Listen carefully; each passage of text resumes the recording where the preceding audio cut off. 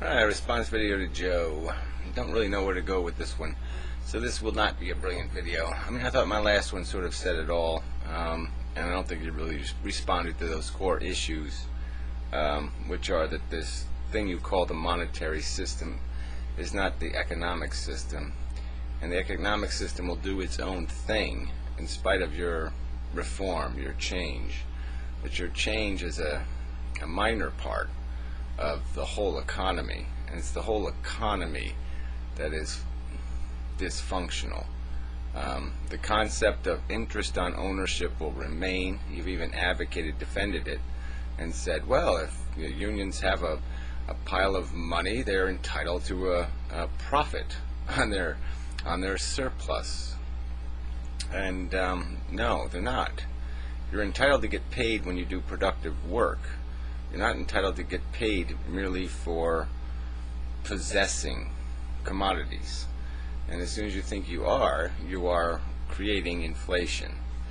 And the other part of it is, I think we have to account for the fact that what we have essentially done is written a whole bunch of IOUs for future commodities. Both production and a worker's capacity to produce. Those things have been mortgaged, and those IOUs are being negotiated in a world where there's a smaller pool of stuff.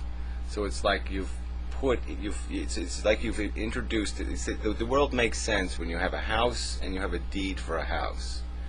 The world doesn't make sense when you throw in a deed to a future house, a deed to future work.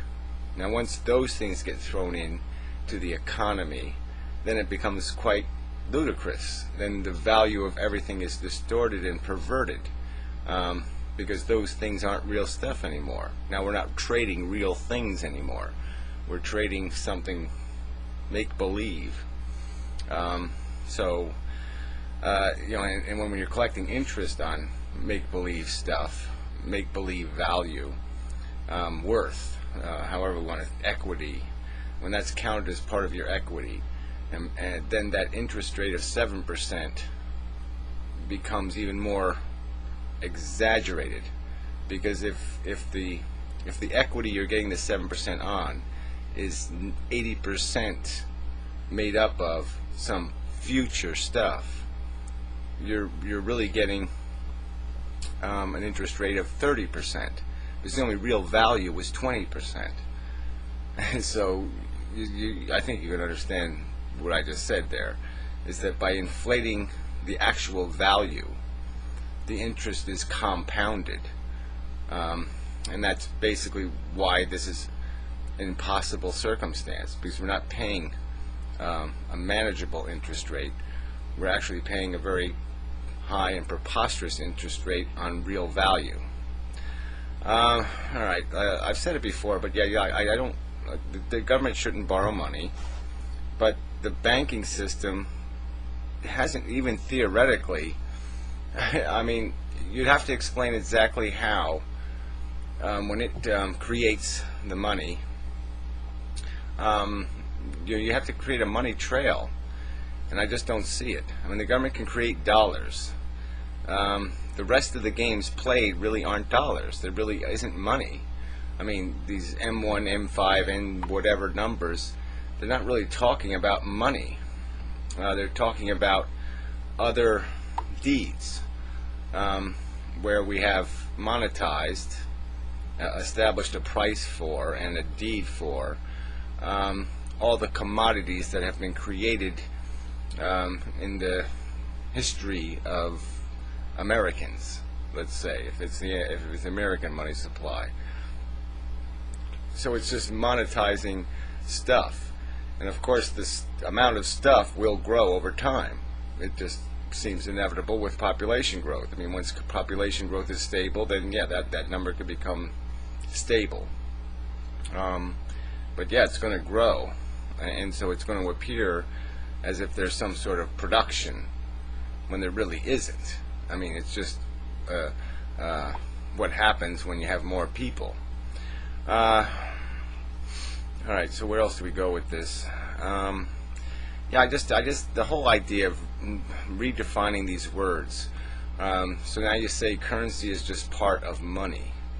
Well, now, then why use the word money? We have to come up with a different word, because when people hear the word money, they don't think bar of gold, or I don't even think they might think that, but they certainly don't think the things you're describing as money.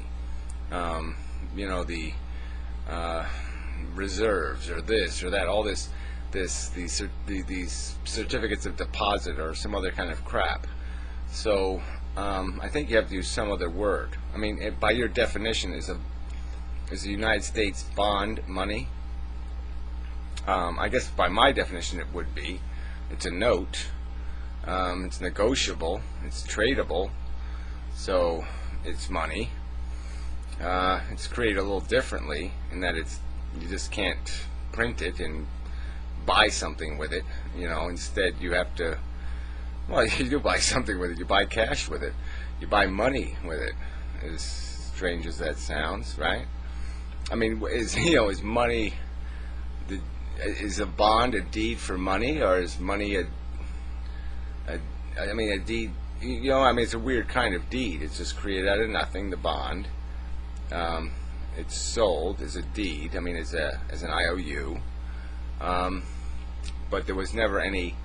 It was never collateralized in the sense that it was. That's real printed money in a sense. A bond. And it's even worse that we're paying interest on money that was basically just printed. Unless we'll just print the money itself. And that would be my argument, that yes, compared to borrowing money, printing money makes more sense.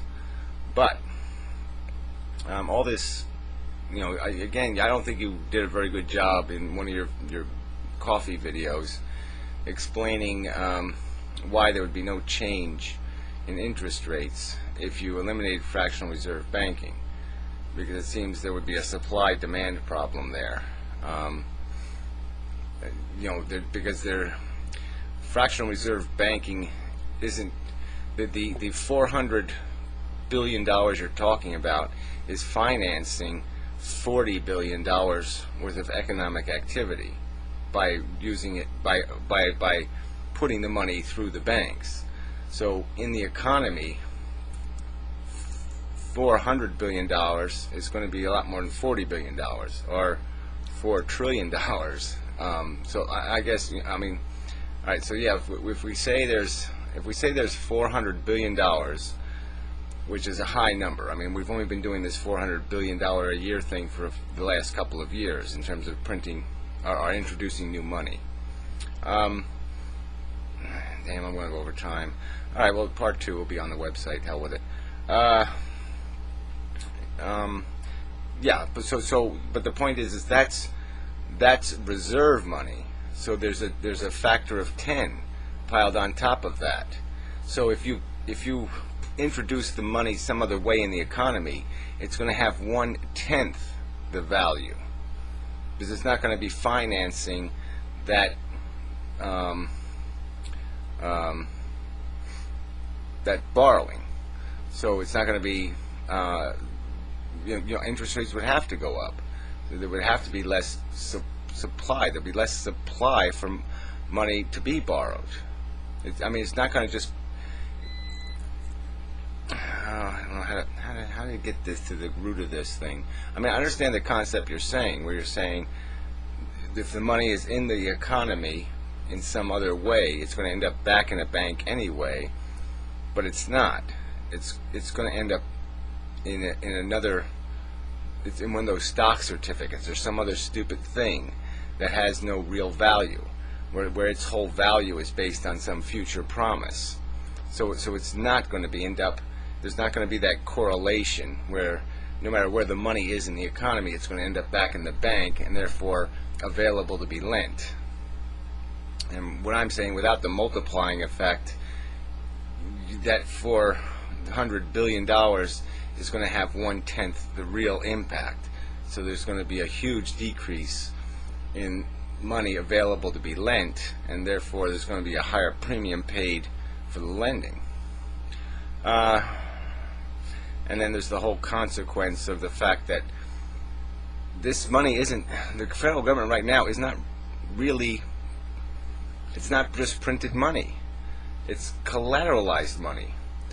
And what's happened is that the amount of reserves has increased. The amount of money banks have to have in reserve has increased with the growth in the stock market type economy, in this economy that's now including the value of all those future IOUs as real value. So they're being counted as real assets, as if they really existed. And